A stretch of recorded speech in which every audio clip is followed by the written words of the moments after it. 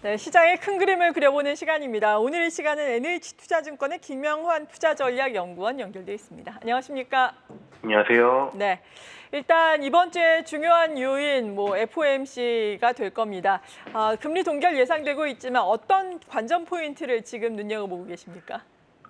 저희도 동결 예상을 하고 있고요. 금융시장에 단기적으로는 큰 영향은 없는 이벤트라고 봅니다. 그럼에도 불구하고 좀 더 긴 호흡을 판단하기 위해서 관심을 가질 부분은 몇 가지 대목이 있는데요. 첫 번째는 최근 고유가에 대해서 연준이 어떻게 생각하는지, 두 번째는 미국의 경기 여건에 대해서는 어떻게 생각하는지, 세 번째는 기준금리의 장기 목표치를 연준이 어떻게 변화해 나가고 있는지 이것들을 좀 관심 있게 볼만해 보입니다. 최근에 이제 유가 얘기부터 드리면요. 지금 미국의 물가 흐름을 보면은 코어 물가 상승률은 낮아지는데 헤드라인 물가 상승률은 도로 높아지고 있는 상황이고요. 이거는 기본적으로는 물론 기저효과 때문에 부분이 있는데 여기다가 유가가 한 가지 더 부채질을 하고 있는 요인이니까 지금 유가 상승에 대해서 연준이 어떤 생각 가지고 있는지 들어볼 필요가 있겠고요. 두 번째는 미국의 경기 여건입니다. 지금 미국 금리 인상 사이클 시작된 이후에 미국 경제가 그래서 이것 때문에 경기 침체를 한번 겪을 거냐 안 겪을 거냐 이게 이제 작년부터 올해까지 계속 논의가 되고 있는 것들인데 최근에는 침체가 없다는 주장들이 대세기는 하지만 조금씩은 그래도 침체 가능성을 얘기하는 소수 의견들은 여전히 있는 상황이거든요.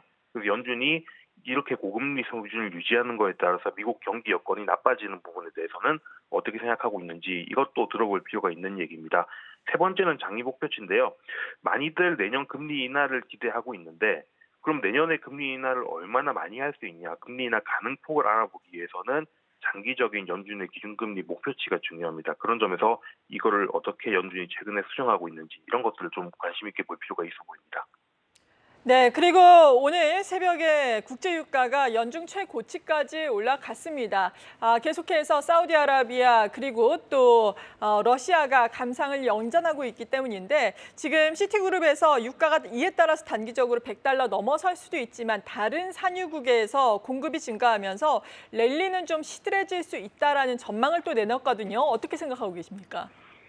네, 고유가는 당분간은 이어질 것 같고요. 말씀하신 대로 오펙 플러스의 감산이 연말까지 예정이 돼 있으니까 그럼 그 기간 동안은 어쩔 수 없이 좀 고유가는 지속이 되지 않을까라는 생각은 드는데 또 한편으로 이란이라던가 이렇게 또 생산량을 늘릴 수 있는 국가들이 있으니까 상승폭은 좀 제한이 되겠죠. 지금 그러고 이런 상승폭이 제한이 된다는 얘기는 이게 유가 시장을 넘어서서 이 전반적인 금융시장 전반으로 영향이 확산될 여지는 좀 적다 이런 생각도 들어요. 그러니까 고유가가 과거에 이제 연준이나 연준 정책이나 아니면 금융시장에 큰 파급을 줬을 때를 돌이켜 보면은 한 유가 상승폭이 지금 정도의 기울기가 아니라 훨씬 더 가팔랐고 가격 레벨도 거의 한 150불에 가까운 정도까지로 많이 높아졌을 때였었거든요. 그렇게 생각하면은 말씀하신 것처럼 유가가 조금 윗방향이긴 하지만 조금 완만한 흐름으로 좀 강세를 보이지 않을까라는 생각이 드는데 그렇다면 이게 전반적인 금융시장으로 위기를 확산시킬 만한 요인이냐 그렇지는 않은 것 같습니다. 네. 그리고 달러화에 대한 원화 환율 지금 박스권 흐름을 나타내고 있는데 연준 이벤트가 마무리가 되면은 환율에도 영향을 미칠 수 있을지 어떤 변수들 봐야 할지 외환 시장 측면은 어떻습니까?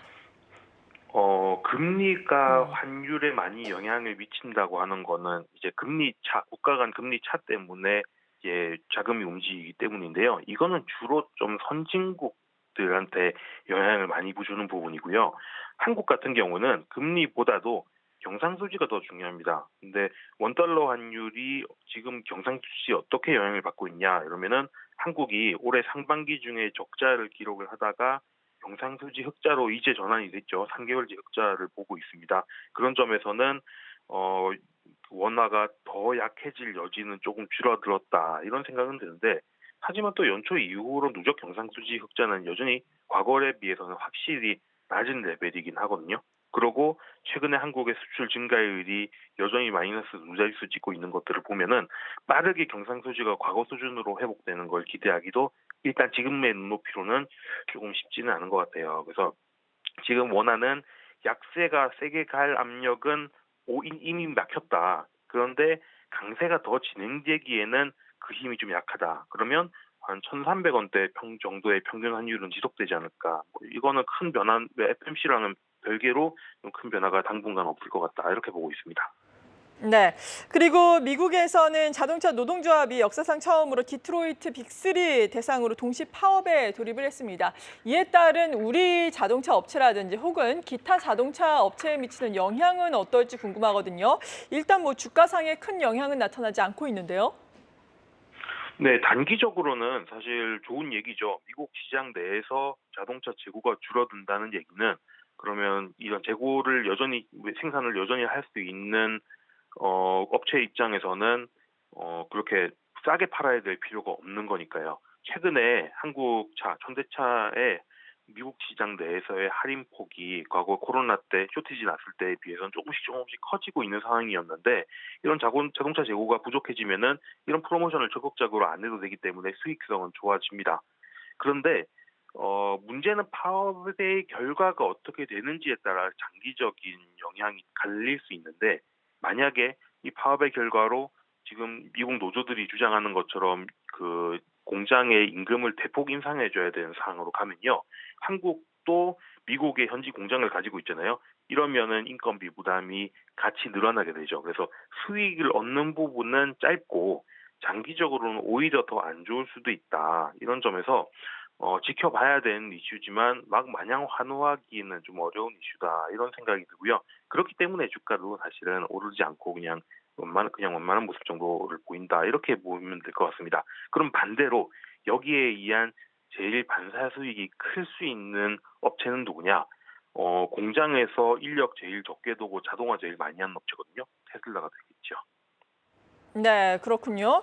다소 안타까운 이야기입니다. 신차 가격 하락폭 제한될 것이지만 결국에는 이러한 부분이 자동차 업체에 미치는 영향은 중립적일 것이다. 다만 또 자동화 많이 하는 쪽에는 긍정적인 영향을 미칠 수 있을 것이다라고 평가를 해주셨습니다. 그리고 또 많은 개인 투자자들의 최대 관심이 반도체 이제 어떻게 해야 되는데 뭐 TSMC 뭐 공급과 관련해서 뭐 부품 조달과 관련한 이런 이야기도 있는데 과연 어떻게 이것을 해석해야 되는데 이런 여부 아니겠습니까? 반도체에 대한 생각은 어떠십니까? 네, 아무래도 반도체는 지금 수요가 개선되는 신호가 굉장히 절실한 상황이고요. 그리고 수요가 계속 안 좋기 때문에 공급을 줄였음에도 불구하고 반도체 주가가 좋지 못한 상황인데 TSMC가 지금 공급사들의 장비 납품 연기를 요청했다 이런 뉴스가 있었죠. 그 얘기인즉슨 업체의 동향들을 제일 잘 알만한 수요 업체들의 동향을 제일 잘 알만한 업체가 이렇게 장비 도입하는 거를 늦추고 이랬던 얘기는 수요가 개선되는 게 아직도 멀었나 보다. 이런 실망감들을 좀 불러일으키는 요인이죠. 그래서 이런 부분 때문에 단기적으로는 반도체 업체들의 투심이 또 위축될 수 있겠다. 이런 생각이 들고요. 다만 좀 더 길게 보면은 여전히 반도체는 사야 되는 업종이라고 생각은 됩니다. 왜냐하면 반도체 분야에서 재고가 늘어나고 있을 때랑 줄어들고 있을 때는 분명히 달라요. 그래서 올해 상반기까지는 반도체 재고가 아직까지도 늘어나고 있는 중이었는데 그러면 시간이 지날수록 재고는 점점 더 쌓이니까 우리한테는 불리한 거죠. 그런데 이제는 감산으로 인해서 재고가 소진되고 있기는 합니다. 물론 소진되는 속도가 우리의 기대보다 더디니까 사람들이 실망을 하고 있지만 재고가 줄어들고 있다는 얘기는 시간이 지날수록 재고 줄어드는 거는 점점 더 진행이 되는 거거든요. 그럼 지금부터는 약간 반도체 주식을 들고 있는 분들은 시간은 내 편이다라는 생각으로 조금 버티는 것들이 필요하지 않을까라는 생각이 들고요. 여튼 감산을 하고 있는 상황에서 지금 수요가 개선되는 신호만 나와주면 그 탄력은 오히려 될 수 있다. 그래서 내년까지를 바라보고 조금 희망을 가지자 이렇게 말씀드리고 있습니다. 네. 그리고 최근에 시장 상황을 보자면 거래 대금도 많이 줄어들었고 이에 따라서 개인 투자자들 지금 고객 예탁금이 한 달 사이에 4조 원이 빠져나갔다라는 뉴스도 전해지고 있는 상황입니다. 2차 전지가 광풍을 일으키다가 조정을 받은 것도 원인이 될 테고 여러 가지 뭐 시장의 조정 상황 등이 또 이슈가 되고 있는 상황인데 여기에다가 추석 연휴까지 긴 휴장을 앞두고 있잖아요. 어떻게 투자 전략을 세우면 좋을까요?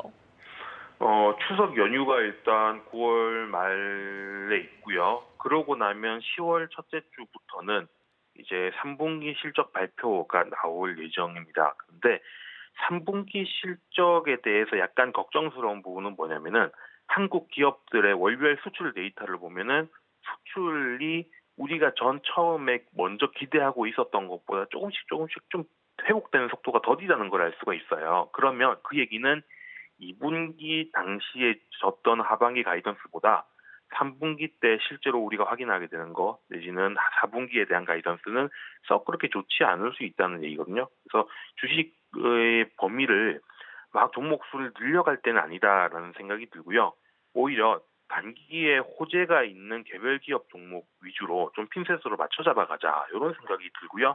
그런 관점에서 관심을 가질 만한 것들이 이번 한국은 추석이지만은 중국에서는 국경절 연휴가 있으니까 이때 중국인 관광객들 들어오는 거에 따라서 수혜를 볼 수 있는 면세점 카지노 같은 부분이나 아니면 아까 말씀드렸던 고유가가 당분간 지속될 수 있을 것 같으면은 여기에 수혜를 보는 정유주나 이런 쪽들에 관심을 가지자 이런 말씀을 드리고 있습니다. 네, 지금까지 NH투자증권의 김영환 투자전략연구원이었습니다. 고맙습니다. 네, 감사합니다.